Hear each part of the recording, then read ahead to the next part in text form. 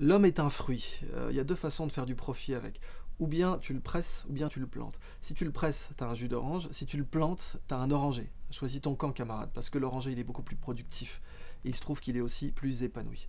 Opposer productivité et épanouissement, c'est un des grands mensonges du XXe siècle et de la révolution industrielle, en fait. Ça date de la révolution industrielle. Ce qu'il faille souffrir pour être productif, vraiment, c'est un virus de notre esprit collectif. C'est un logiciel malveillant qui pourrit notre société et notre école. Et tout ce qui constitue la colonne vertébrale productive de notre société, puisqu'après tout, l'école, on va y revenir, elle n'est pas là pour nous épanouir, elle est là pour nous rendre productifs. C'est l'école de la révolution industrielle qu'on a. Et cette école, elle est là pour la productivité. Et bien du coup, l'épanouissement, elle s'en fout. C'est pas qu'elle s'en fout parce qu'elle est méchante, c'est qu'elle s'en fout parce qu'elle peut pas le mesurer. C'est tout. Comment tu mesures l'épanouissement? Tu vois, une note. Encore une fois, quand tu as un marteau dans la main, tu vois tous tes problèmes comme des clous. Quand tu n'as que la note dans la main, tu vois tous tes problèmes comme des trucs que tu peux noter.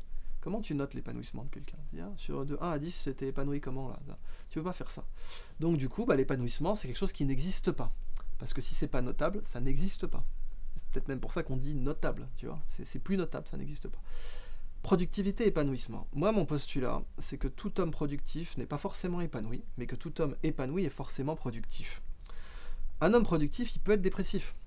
Tu peux avoir un type qui est excellent ingénieur, qui est major de Polytechnique, et puis qui fait une dépression nerveuse, ou pire, qui va buter des gens. Enfin, je veux dire, tu peux avoir une grande école, un élève sélectionné, brillant, qui va être une catastrophe pour la société. C'est un peu ce qu'avait dit d'ailleurs Isaac Asimov. Isaac Asimov avait dit une civilisation qui produit beaucoup de connaissances et peu de sagesse, elle est vouée à l'extinction. Quelqu'un d'épanoui n'est jamais un fardeau pour la société. Voilà. Donc si jamais on se pose la question de l'utilité sociale, on se pose la question du bien commun, de la richesse commune, quelqu'un d'épanoui est toujours un stabilisateur social et toujours un trésor pour l'humanité.